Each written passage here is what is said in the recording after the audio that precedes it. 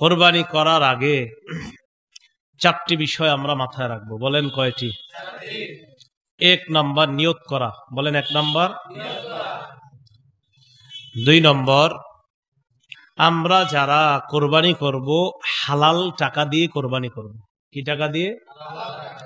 তিন নম্বর, শরীয়ত মোতাবেক কোরবানি করব। শরীয়ত মোতাবেক, আপনি মন মতো, মানে শরীয়ত বলছে বিসমিল্লাহ বলতে, আল্লাহু আকবার বলতে, দোয়া পড়তে, না আপনি কইলেন আমি পড়বো না, কি হইছে না পড়লে, এরকম না। শরীয়ত যেভাবে বলছে ওভাবে। চার নম্বর, আমরা কোরবানি যখন করব কাউকে দেখানোর জন্য করব না, আমি আল্লাহর জন্য করতেছি, ব্যাস। কয়টা কথা? এক নম্বর নিয়ত শুদ্ধ, দুই নম্বর হালাল টাকা, তিন নম্বর মোতাবেক, চার নম্বর কাউকে দেখানোর জন্য না। এক নম্বর নিয়ত শুদ্ধ করা। সহিহ বুখারীর শুরু হাদিস, ক্বালা রাসূলুল্লাহ সাল্লাল্লাহু আলাইহি ওয়াসাল্লাম, ওমর ইবনুল খাত্তাব রাদিয়াল্লাহু তাআলা আনহুর বর্ণনা, রাসূলুল্লাহ সাল্লাল্লাহু আলাইহি সাল্লাম বলেন, ইন্নামাল আ'মালু বিন্নিয়াত, আমলের প্রতিদান নির্ভর করে নিয়তের উপর। আমলের প্রতিদান নির্ভর করে কিসের উপর? পরিশুদ্ধ নিয়তের উপর আমলের প্রতিদান নির্ভর করে। এজন্য মনে রাখবেন, কোরবানির আগে প্রথম শর্ত নিয়ত শুদ্ধ করা। নিয়ত কি করা? শুদ্ধ করা। তাই শরীকে কোরবানি দিতে খুব সতর্কতা অবলম্বন করা। চারজন শরীকে দিচ্ছেন, তিনজন দিচ্ছেন, একজনের নিয়তে যদি ঝামেলা হয়, হ্যাঁ, সর্বনাশ হয়ে যাবে। পারেন একা দেন, না পারলে শরীকে দেন। বাকি শরীক যাদেরকে নিবেন তাদের যেন নিয়তটা শুদ্ধ থাকে। একা দিলে একটা লাভ হইলো, নিয়ত ভালো হইলে এটাও আপনি জানেন, খারাপ হইলে এটা আপনি জানেন, আর কেউ জানবে না। টাকা হালাল কিনা এটা আপনি জানেন, আর টাকা হারাম কিনা এটা আপনি জানেন। যা হবার সব আপনার একার হবে। আর চার পাঁচ জনে দিলে একজনের অর্থ যদি হারাম হয় তাহলে বাকিদের ওই কোরবানির মধ্যে ঝামেলা হয়ে যাবে। কথা বুঝে আসছে? এজন্য শরীক নির্বাচনে খুব সতর্কতা অবলম্বন করা। শরীক যিনি হবেন তার ইনকামটা যেন হালাল হয়, এই বিষয়গুলা খুব লক্ষ্য রাখা। আল্লাহ কথাগুলা বুঝার তৌফিক দান করেন। শরীকে কোরবানি দেওয়া জায়েজ আছে। তিরমিজি শরীফের 1502 নম্বর হাদিসের বর্ণনা, আন জাবির ইবনে আব্দুল্লাহ রাদিয়াল্লাহু তাআলা আনহু قال نحرنا مع رسول الله صلى الله عليه وسلم عام الحديبية البدنة عن 7 والبقرة عن 7। জাবির ইবনে আব্দুল্লাহ রাদিয়াল্লাহু তাআলা আনহু বলেন, হুদাইবিয়া যুদ্ধের দিন আমরা রাসূলের সাথে কোরবানি করেছি। 7 জনের পক্ষ থেকে একটা ওট জবাই করেছি, 7 জনের পক্ষ থেকে গরু জবাই করেছি। 7 জনের পক্ষ থেকে উট জবাই করছি, 7 জনের পক্ষ থেকে গরু। তিরমিজি শরীফের 1502 নম্বর হাদিস। 1490 এর পরে সব কোরবানির ব্যাপারে হাদিসগুলা 1490, 91, 92, 1501, 2, 3 তিরমিজির সব কোরবানির ব্যাপারে। মুসলিম শরীফে বর্ণনা আছে, একই সাহাবীর বর্ণনা, জাবির ইবনে আব্দুল্লাহর বর্ণনা। তিনি বলেন, আমরা কোরবানি করেছি, আমরা ওট 7 জনের পক্ষ থেকে করেছি, গরু 7 জনের পক্ষ থেকে করেছি। তো যাই হোক, শরীকে কোরবানি দিতে সতর্কতা অবলম্বন করা। আমার শরীক যিনি হবেন তিনি যেন হালাল ইনকাম করেন, উপার্জন করেন, এই বিষয়গুলোর প্রতি আমরা অবশ্যই খেয়াল রাখবো। তো আসেন, 1 নাম্বার নিয়ত শুদ্ধ করা। শরীক যিনি হবেন তারও যেন নিয়তগুলা শুদ্ধ হয়। নাসাই শরীফের 3140 নম্বর হাদিসের বর্ণনা, ক্বালা রাসূলুল্লাহ সাল্লাল্লাহু আলাইহি ওয়াসাল্লাম, ইন্নাল্লাহা লা ইয়াকবালু মিনাল আমালি ইল্লা মা কানা লাহু খালিসা। আল্লাহ পাক রব্বুল আলামিন ওই ব্যক্তির আমল কবুল করেন না যে আমলটা একমাত্র আল্লাহর জন্য না হবে। যে আমলটা একমাত্র আল্লাহর জন্য কি হবে বলেন? না হবে, এটা আল্লাহ তার জন্য কবুল করেন না। তাহলে বলেন তো, কোরবানির ক্ষেত্রে 1 নাম্বার কি করা? নিয়ত শুদ্ধ করা। সূরা হজের 37 নম্বর আয়াত, আল্লাহ বলেন, লা ইয়ানালাল্লাহা লুহুমুহা ওয়ালা দিমাউহা। আল্লাহর কাছে গোশত যায় না, রক্ত যায় না, ওয়ালাকিন ইয়ানালুহুত তাকওয়া মিনকুম। তোমাদের তাকওয়া, অন্তরে কার কি পরিমাণ ভয়, নিয়ত কতটুকু শুদ্ধ, আল্লাহর জন্য কোরবানি করছি কিনা, এটাই আল্লাহর কাছে যায়। আল্লাহর কাছে আমাদের তাকওয়া যায় বলেই তো আল্লাহ মায়া করে কোরবানির গোশত আমাদেরকে খাওয়ায়। গোশত কারা খায়? আমরা খাই না। তো কোরবানি করলাম কার জন্য? আল্লাহ আম করে খাওয়ায়। সুবহানাল্লাহ। কারণ আল্লাহ তো আমাদের থেকে রক্ত গোশত এটা চায় না, আল্লাহ চায় নিয়তটা ঠিক কিনা। মনে থাকবে তো ইনশাআল্লাহ? قال رسول الله صلى الله عليه وسلم ثلاث لا يضل عليهن قلب رجل مؤمن। তিন ক্ষেত্রে মুমিনের অন্তর খেয়ানত করতে পারে না। বলেন কয় ক্ষেত্রে? এক নাম্বার ইখলাসুল আমালি লিল্লাহ, সব আমল মুমিন আল্লাহর জন্য করবে, এই ক্ষেত্রে মুমিনের কলব খেয়ানত করতে পারে না। এই জন্য আল্লাহ শিখাইয়া দিছে, আপনি বলেন আমার নামাজ, আমার কোরবানি, আমার হজ, আমার জাকাত, আমার ইবাদত সব কিছু একমাত্র আল্লাহর জন্য, এটা আপনি বলেন। কারণ মুমিন আমলের ক্ষেত্রে খেয়ানত করবে না, মুমিনের কলব করতে পারে না। এই গেল এক নাম্বার কথা, নিয়ত শুদ্ধ করা। দুই নাম্বার হালাল টাকায় কোরবানি দেওয়া। বলেন কি টাকায় কোরবানি দেওয়া? হালাল টাকায় কোরবানি দেওয়া, এই কথাটা মনে রাখতে হবে। قال رسول الله صلى الله عليه وسلم, রাসূলুল্লাহ সাল্লাল্লাহু আলাইহি ওয়াসাল্লাম বলেন, আমার উম্মতের উপর এমন একটা সময় আসবে, লা ইউবালিল মারউ মা আখাযা মিনহু আমিনাল হালালি আও মিনাল হারাম। আমার উম্মতের উপর এমন একটা সময় আসবে, বুখারীর বর্ণনা, আমার উম্মত পরোয়া করবে না সে কি হালাল কামাই করলো না হারাম কামাই করলো, এটা উম্মত পরোয়া করবে না, হইলেই হইছে, বাস ইচ্ছা মতো কামাই করবে, চাই হারাম হোক চাই হালাল হোক। কিন্তু মনে রাখতে হবে কোরবানি করতে হবে হালাল টাকায়। এখানে যদি বেশিরভাগ উপার্জন হারাম হয় অথবা পুরা উপার্জন হারাম হয় কোনো একজন শরীকের, তাহলে সবার কোরবানি বাতিল। কথাটা বুঝছেন নি? কোন একজন শরীকের বেশিরভাগ উপার্জন যদি হারাম হয় অথবা পুরো অংশ যদি হারাম হয়, সবার কোরবানি বাতিল হয়ে যাবে। আল্লাহ হেফাজত করেন। এই জন্য শরীক নির্বাচনে সতর্কতা অবলম্বন করা। তো বলেন তো দুই নাম্বার কাজে কি জানি? কোরবানির ক্ষেত্রে হালাল টাকায় কোরবানি দেওয়া। তিন নম্বর কি? শরীয়ত মোতাবেক কোরবানি দেওয়া। শরীয়ত মোতাবেক আল্লাহর নাম নিয়ে কোরবানি আদায় করা, কোরবানি দেওয়া। আল্লাহ পাক রব্বুল আলামিন বলেন, ওয়ালা তাকুলু মিম্মা লাম ইউযকার ইসমুল্লাহি আলাইহি, যেই পশু জবাই করার সময় আল্লাহর নাম নেওয়া হয় না ওই পশুর গোশত তোমরা খাবে না। যেই পশু জবাই করার সময় আল্লাহর নাম নেওয়া হয় না ওই পশুর গোশত তোমরা খাবে না। অন্য আয়াতে আল্লাহ বলেন, ফাকুলু মিম্মা যুকিরা ইসমুল্লাহি আলাইহি, ওই পশুর গোশত তোমরা খাও যেই পশু জবাই করার সময় আল্লাহর নাম নেওয়া হয়। তাহলে যেই পশু জবাই করার সময় আল্লাহর নাম নেওয়া হয় এটা খাও, যেই পশু জবাই করার সময় আল্লাহর নাম নেওয়া হয় না এটা তোমরা খাবে না। তো আল্লাহর নাম নেওয়া, শরীয়ত মোতাবেক কোরবানি করা। কোরবানি করতে গিয়ে কোনো ধরনের বেদাতি কর্মকাণ্ড যেন না হয়। যেমন পশু কিনছেন, এখনো 10 দিন বাকি কোরবানি, বা 5 দিন বাকি, বা 3 দিন বাকি, ওই মুহূর্তে আপনারা অনেক মানুষ কত রং বেরঙ্গের তামাশা করে পশুরি নিয়া, এই করতে হয় সেই করতে হয়। বেচারার জবান থাকলে মনে হয় বলতো, আমার একটু মাফ করো, এত কিছু করো কামারে। কোন ধরনের বেদাত যেন অনুপ্রবেশ না করে। মনে রাখবেন সব বেদাতের মূলে থাকে জাল বর্ণনা। কি বললাম?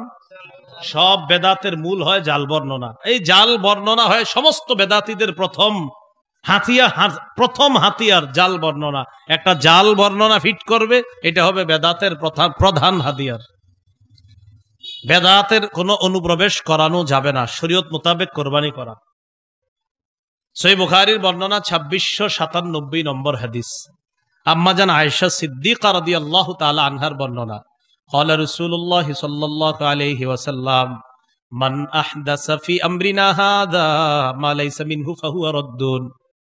রাসূলুল্লাহ সাল্লাল্লাহু আলাইহি সাল্লাম বলেন, আমাদের ইসলাম ধর্মের মধ্যে, ইসলামের এই শরীয়তের মধ্যে কেউ যদি ইবাদতের নামে সওয়াবের আশায় নতুন কিছু আবিষ্কার করে, বলেন সবাই, ইসলামের মধ্যে ইবাদতের নামে সওয়াবের আশায় নতুন কিছু আবিষ্কার করে, এটা বেদাত। এটা কি? ফাহুয়া রদ্দুন, এটা প্রত্যাখ্যান করা হবে। ইমাম মালিক রাহমাতুল্লাহি আলাইহি বলেন, মান ইবতাদা ফিল ইসলামি বিদআতান ইয়ারাহা হাসানা ফাকাদ জামা আন্না মুহাম্মাদান কদ খানা রিসালা।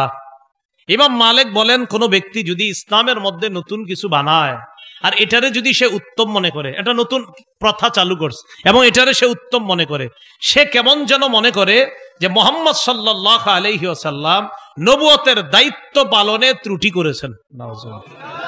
নবী ত্রুটি করছে কোনো? নবী কি পরিপূর্ণ দিন রেখে গেছে কিনা বলেন?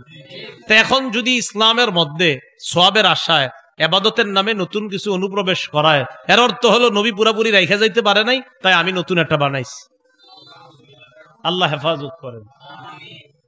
ক্বালা রাসূলুল্লাহ সাল্লাল্লাহু আলাইহি ওয়াসাল্লাম, নবীজি সাল্লাল্লাহু আলাইহি সাল্লাম বলেন, আনা ফারাতুকুম আলাল হাউজ, আমি হাউজে কাউসারের পারে দাঁড়িয়ে থাকব। হাউজে কাউসারের পারে যখন আমি দাঁড়িয়ে থাকব, তখন আমার সামনে আমার উম্মত যাবে। মান মাররা আলাইয়া শারিবা, আমার উম্মত আমার সামনে দিয়ে যাবে, যাওয়ার সময় পানি পান করবে। ওয়ামান শারিবা লাম ইয়াজমা আবাদা, আমার উম্মতের কেউ যদি হাউজে কাউসারের পানি পান করে, সে আর পিপাসার্ত হবে না।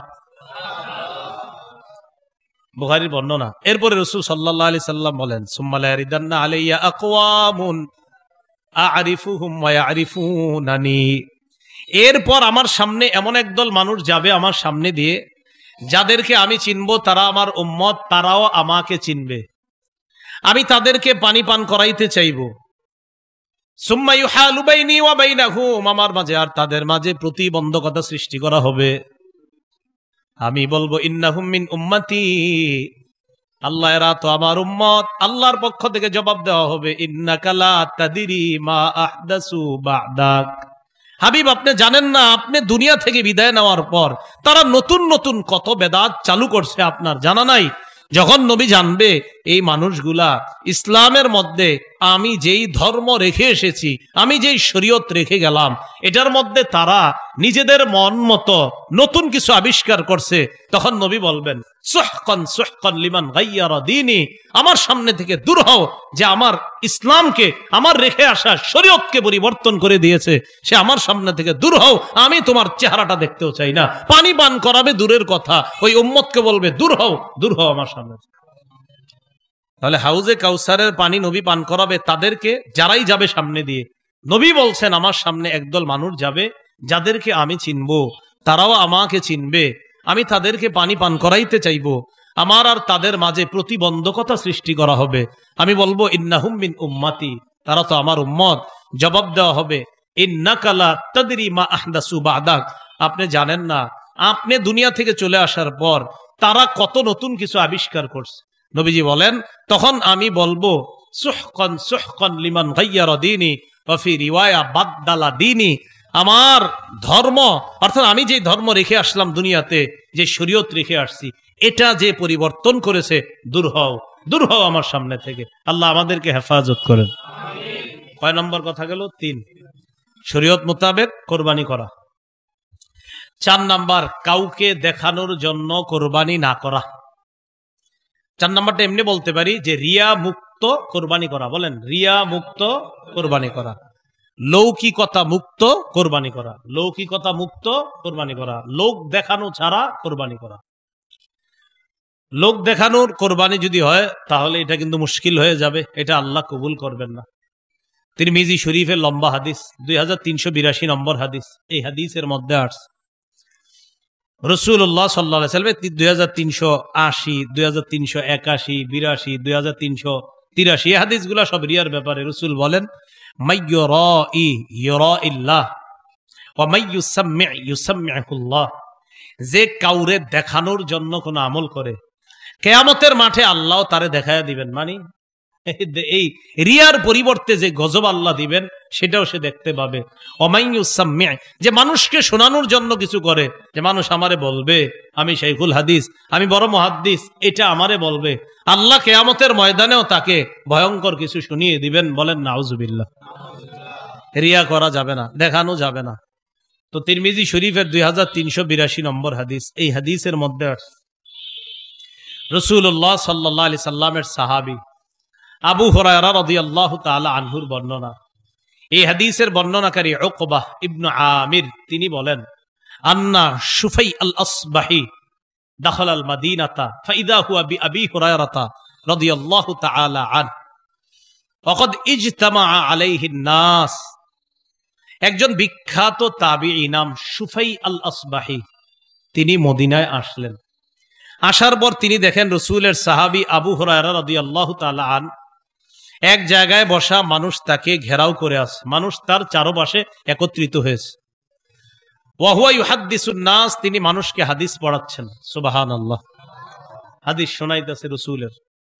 ফাদারাউতু মিনহু হাত্তা ক্বাদতু বাইনা ইয়াদাইহি, আমি আবু হুরায়রার কাছাকাছি গেলাম, তার পাশে বসলাম।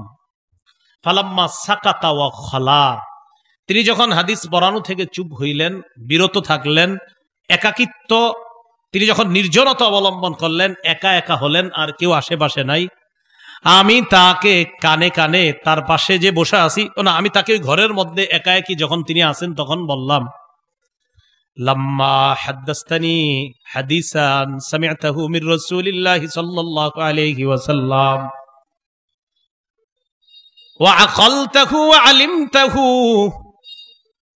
আমি তাকে বললাম, আমার এমন একটা হাদিস শোনান যে হাদিসটা আল্লাহর নবীর কাছ থেকে আপনি শুনেছেন, জেনেছেন, বুঝেছেন। শুনেছেন, জেনেছেন, বুঝেছেন, এমন একটা হাদিস শোনান। আবু হুরায়রা রাদিয়াল্লাহু তাআলা আন জবাব দিলেন, আফআলু লা উহাদ্দিসান্নাকা হাদিসা হাদ্দাসানিহি রাসূলুল্লাহ সাল্লাল্লাহু আলাইহি ওয়াসাল্লাম। আবু হুরায়রা রাদিয়াল্লাহু তাআলা আনহু বললেন, আল্লাহর কসম, আমি তোমারে এমন একটা হাদিস শোনাবো যে হাদিসটা রাসূলুল্লাহ সাল্লাল্লাহু আলাইহি সাল্লাম আমাকে বলেছেন, যে হাদিসটা নবীজি আমাকে বলেছেন। এই কথা বলার পর নাশাগা আবু হুরায়রা নাশগা, আবু হুরায়রা রাদিয়াল্লাহু তাআলা আন বেহুশ হয়ে গেছে। হাদিস বলছিনি, সবাই বলেন হাদিস বলছে, বলার আগেই বেহুশ। ফালাম্মা আফাকা, উনি যখন হুশ ফিরে আসলো, ওনার তিনি যখন হুশে ফিরলেন, হুশ ফিরে আসার পর আমি তাকে বললাম, আপনি আমারে এমন একটা হাদিস শোনান যেটা নিজে শুনেছেন, বুঝেছেন, জেনেছেন, এমন হাদিস শোনান।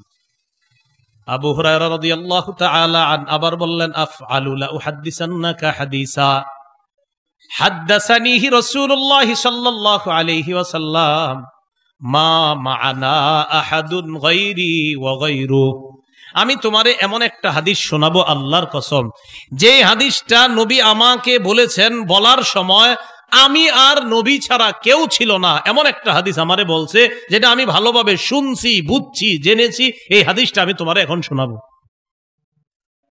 এটা কইয়া, এটা বলার পর মাঝে মাঝে আমার ভাষা একটু আমগো কুমিল্লার ভাষা হিসাবে আপনারা বুঝে নিয়ে না, ঠিক আছে। তো এটা বলার পর সুম্মানা শাগা আবু হুরায়রা তানাশগাতান উখরা, আপনারা এ পর্যন্ত কোনো অবুঝ কোনো বাংলা নাই তো নাকি? আমি যে তখন যে বাংলা বলছি কোনোটা বুঝেন না এমন আছে?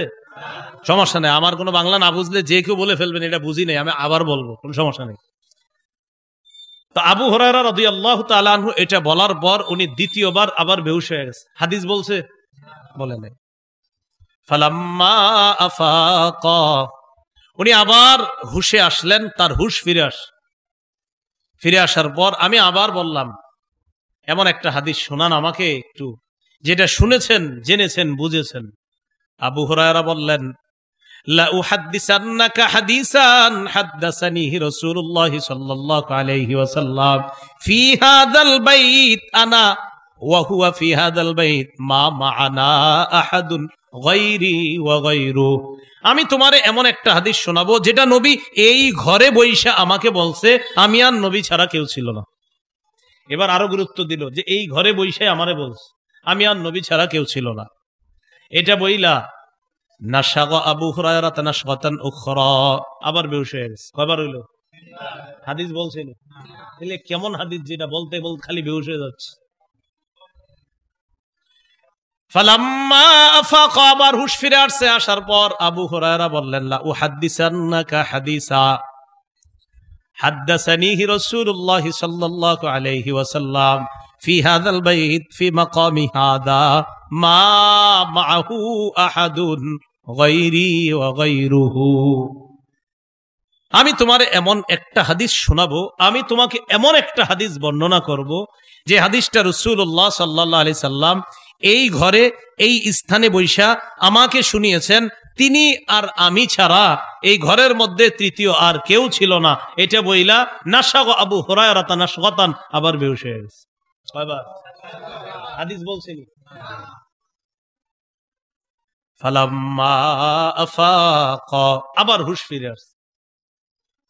এবার হুঁশ ফিরে আসার পর বললেন, আমি তোমাকে এমন একটা হাদিস শোনাবো যে হাদিসটা আল্লাহ নবী আমাকে বলছে, ফামালা খাররান আলা ওয়াজহি, উনি আবার বেহুশ হয়ে চেহারার উপর পড়ে যাবে, মানে এইভাবে পড়ে যাবে এমন অবস্থা। আসনাতুহু, আমি তাড়াতাড়ি ওনাকে ধরলাম, আমার সাথে টেক লাগায় বসাইলাম, তবিলা, লম্বা সময় ধরে রাখছি যেন আর না পড়ে, মোটামুটি উনি স্বাভাবিক অবস্থায় যেন ফিরে আসে, কারণ বারবার বললেই তো বেহুশ হয়ে যাচ্ছে। এবার ধরে রাখলাম। এক পর্যায়ে আমি তাকে বললাম, আপনি মেহেরবানি করে হাদিসটা বলেন, বলতে পারছেন না কেন? আবু হুরায়রা রাদিয়াল্লাহু তাআলা আনহু বললেন, কিয়ামতের ময়দানটা যখন আল্লাহ কায়েম করবেন, কোন ময়দান বলেন তো? আল্লাহ যখন বিচার ব্যবস্থা কায়েম করবেন, যখন বিচার করবেন, আউয়ালু মাইয়াদউ রাজুলুন জামাআল কুরআন, প্রথম আল্লাহ ডাক দিবেন ওই ব্যক্তিকে, ওই আলেমকে, যে আলেম কোরআন হাদিসের বিদ্যা অর্জন করছে, তারে ডাকবে, আসো। আলেমকে ডাকার পর আল্লাহ বলবেন, আলাম উআল্লিমকা আলা মা আনজালতু আলা রাসূলি ফামাযা আমিলতা ফিমা উল্লিমতা, আমি কি তোমাকে ওই বিদ্যা শিক্ষা দেই নাই যে বিদ্যা আমি আমার হাবিবের উপর নাজিল করেছিলাম? আমি কি তোমাকে ওই বিদ্যা শিক্ষা দেই নাই যে বিদ্যা আমি আমার হাবিবের উপর নাজিল করেছি, ওই বিদ্যাকে আমি তোমারে শিখাই নাই? জবাব দিবে, বালা, জি রব, আপনি আমারে শিখাইছেন। তো কি করছো? আমল করছো শিক্ষা অনুযায়ী? জবাব দিবে, আকুমু বিহি আনা আল-লাইলি ওয়া আনা আন-নাহার, আমি সকাল সন্ধ্যা আমল করছি, আমি কোরআন প্রচার করছি, হাদিস প্রচার করছি, এরকম বলবে। যেমন মনে করেন আমি যদি কই, আল্লাহ, আমি দিনের বেলা ক্লাস করছি, রাতের বেলা হাদিস প্রচার করছি, তো এরকম মনে করেন একজন আলেম বলবে, আল্লাহ, আমি দিন রাত শুধু কোরআন হাদিস প্রচার করছি। আল্লাহ বলবে, হ্যাঁ ঠিকই করছো, কেন করছো? বলবে, আপনারই খুশি করার জন্য। আল্লাহ বলবে, না, কাযাবতা, তুমি মিথ্যা বলছো, সব ঠিক, কিন্তু তুমি মিথ্যা কথা বলছো। তুমি কি বলছো? মিথ্যা কথা। এবার আপনাদেরকে মাঝে মাঝে যদি বলি, পোস্টারে বেশি কিছু লিখেন না, আপনারা তো টাইটেল লাগাইতে লাগাইতে আখেরাত বরবাদ করে দেওয়ার চেষ্টা করেন হুজুরদের। হ্যাঁ, আল্লামা ওমক ওমক বলতে বলতে আসল নামই দিহি মাঝে মাঝে খুঁজে পাই না, আমি কে দেখি, আমি এরকম এরকম এরকম। হ্যাঁ, আল্লামার ব্যাপারে তো আমি কঠোরতায় যাচ্ছি।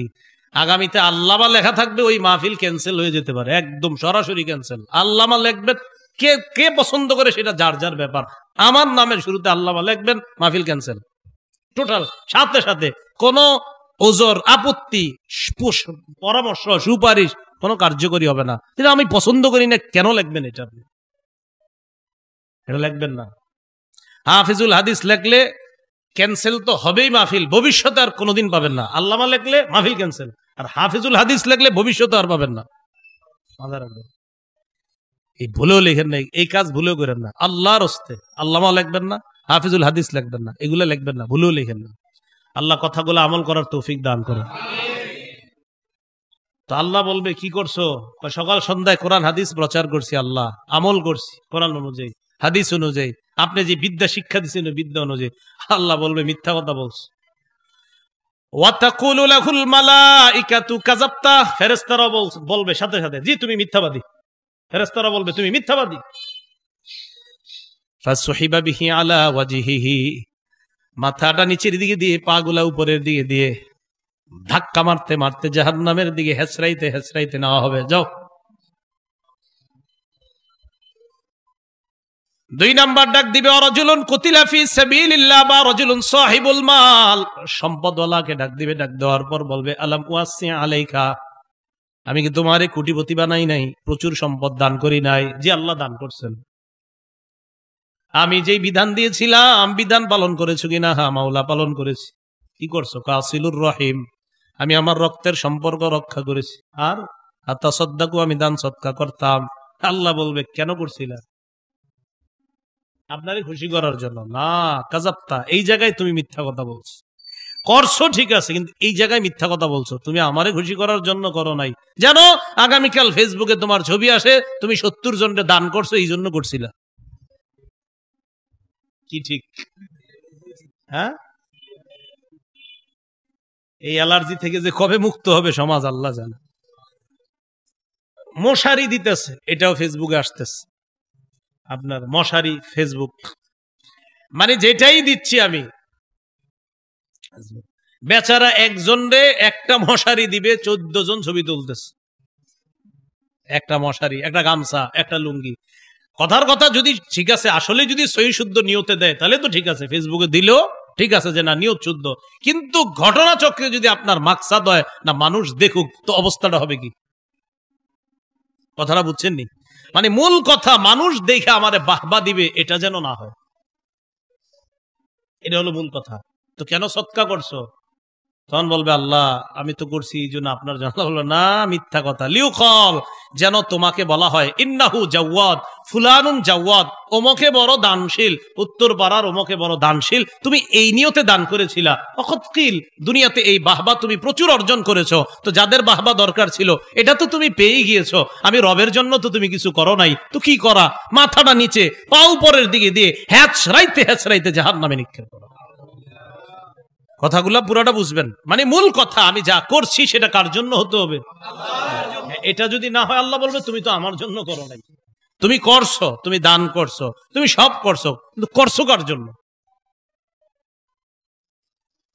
এবার ডাক দিবে আল্লাহ, রাজুলুন কুতিলা ফি সাবিলিল্লাহ, আল্লাহ রাস্তার মুজাহিদকে, আসো, তোমারে আমি জিহাদ করার তৌফিক দিছি, কেন করছো? কয় কাতালতু হাত্তা কুতিলতু, আল্লাহ আমি লড়াই করতে করতে শহীদ হয়ে গেছি। আল্লাহ বলবে কেন? আপনারে খুশি করার জন্য। আল্লাহ বলবে না, দুনিয়াতে তোমার এই নিয়ত ছিল না, তোমার নিয়ত ছিল আমারে সবাই বীর বাহাদুর বলবে, তুমি এই জন্য করছিলা। তো দুনিয়াতে বাহবা দিছে, তোমারে বীর বাহাদুর বইলা পত্রিকায় তোমার ব্যাপারে প্রচুর লেখা হয়েছে, তুমি বীর, তুমি বাহাদুর, সব। তুমি আমার জন্য এটা করো নাই, তো যেহেতু করো নাই অতএব আমার কাছ থেকে কিছু পাওয়ার আশা কিভাবে করো? যাও জাহান্নামে যাও। বুঝে থাকলে বলেন কোরবানি কার জন্য? আবু হুরায়রা বলেন উলাইকাস সালাসাতুল্লাতী তুসআরু বিহিমুন নার, এই 3 রিয়াকারী আমলের মাধ্যমে জাহান্নামের আগুন প্রজ্বলিত করা হবে। এর মধ্যে প্রথম জন যেহেতু আলেম, আর আবু হুরায়রা রাদিয়াল্লাহু তাআলা তিনি ছিলেন একজন বিখ্যাত আলেম, এজন্য ইনি এই হাদিস বলতে গিয়ে বারবার বেহুশ হয়ে যাচ্ছিলেন, বলতে পারছিলেন না। বলেন কোরবানি 1 নম্বর নিয়ত শুদ্ধ করা, 2 নম্বর মাল হালাল হওয়া, 3 নম্বর শরীয়ত মোতাবেক, 4 নম্বর হ্যাঁ আল্লাহর জন্যই কোরবানি করা। আল্লাহর জন্য কি করা? কোরবানি। তো হাদিস দ্বারা বোঝা যায় কিয়ামতের ময়দানে শুধু এদেরকে ডাকবে এমন না, এরকম যারা আমল করছে এই শ্রেণী বিভিন্ন শ্রেণীকে বলবে যে তুমি ওটা কেন করেছো বলো, তো বলবে আল্লাহ এই জন্য করি। আল্লাহ বলবেন না, আমার জন্য করো নাই। পুরা আলোচনাটা বুঝে থাকলে বলেন আমার নামাজ কার জন্য হবে? হজ যাকাত কোরবানি কার জন্য হবে? আমার জীবন কার? আমার মৃত্যু দিবেন কে? বাস এটাই ইব্রাহিম নবীকে আল্লাহ বললেন আসলিম, আপনি সারেন্ডার করেন, আত্মসমর্পণ করেন। সূরা বাকারাতে আল্লাহ বলেন 131 নম্বর আয়াত, ইব্রাহিম নবী বললেন আসলামতু লিরাব্বিল আলামিন, আমি বিশ্ব জগতের রবের সামনে নিজেকে সঁপে দিলাম। এই জায়গায় কার কথা বলছে? এই জায়গায় কার কথা? ইব্রাহিম নবীর কথা। এবার সূরা ওয়াস-সাফফাতের মধ্যে যান 102 থেকে 107 নম্বর আয়াত, ওখানে দেখবেন 2 বাবা আর সন্তান, ইব্রাহিম নবী, ইসমাইল নবী, এই 2 জনের কথা আল্লাহ বলছে। ফালাম্মা আসলামা, তারা 2 জন যখন আল্লাহর কাছে আত্মসমর্পণ করলেন। প্রথমে ইব্রাহিম নবী আত্মসমর্পণ করছে, ইব্রাহিম নবী সন্তানরে বলছে আমি স্বপ্নে দেখলাম তোমারে জবাই করি, ফানজুর মাজা তারা, তোমার অভিমত কি? ইসমাইল নবী জবাব দিলেন আব্বা আমার আবার কি অভিমত, ইফআল মা তুমার, রব যা বলছে তাড়াতাড়ি পালন করেন। তো আল্লাহ তখন বললেন ফালাম্মা আসলামা, প্রথমে আল্লাহ বলছে ইব্রাহিম নবী আত্মসমর্পণ করছে, এবার আল্লাহ বলছে ইব্রাহিম ইসমাইল বাবা এবং সন্তান দুজন আমি আল্লাহর জন্য 100% পরীক্ষায় সফলতার জন্য আমার সামনে আত্মসমর্পণ করছে। তাহলে আমরা সবাই কোরবানি করব কার জন্য? আমরা সবাই আল্লাহর কাছে আত্মসমর্পণকারী, ঠিক না? আল্লাহ আমাদের সকলকে যে কথাগুলো শুনলাম বললাম আমল করার তৌফিক দান করেন। মারকাজুল ফুরকান এই মাদ্রাসাটা হক বাতিলের পার্থক্যকারী মাদ্রাসা। ফুরকান মানে আল ফারকু বাইনাল হাক্কি ওয়াল বাতিল, হক বাতিলের মাঝে পার্থক্য। এই হক বাতিলের মাঝে পার্থক্য করা এটা মাদ্রাসার শিক্ষা। এখানে যে শিক্ষাটা দেওয়া হবে কোরআন হাদিসের শিক্ষা দেওয়া হবে। এখন কথা হলো, আপনার ঘরে এমন কাজ হয় যে কাজগুলা শরীয়ত মোতাবেক না, আপনি কেমনে বুঝবেন এটা শরীয়ত মোতাবেক না? এই জন্য আপনার একজন সন্তান মাদ্রাসায় দেন, এখান থেকে সে শিখবে কোনটা হক, কোনটা বাতিল, কোনটা ন্যায়, কোনটা অন্যায়। এই জন্য বলেন মাদ্রাসা শিক্ষা দরকার আছে কিনা? এই জন্য এই মাদ্রাসাটা ইনশাল্লাহ আমরা সবাই খেয়াল রাখবো, সন্তান দিব, পড়াশোনা করাবো, তারা যেন সুশিক্ষায় শিক্ষিত হতে পারে। আল্লাহ তৌফিক দান করেন। আল্লাহ আমাদের সকলকে এই মজলিসে যারা উপস্থিত হয়েছি আপনাদের সাথে যেন আল্লাহর কাছে আত্মসমর্পণকারী মুসলমান হিসাবে কিয়ামতের ময়দানে সবাই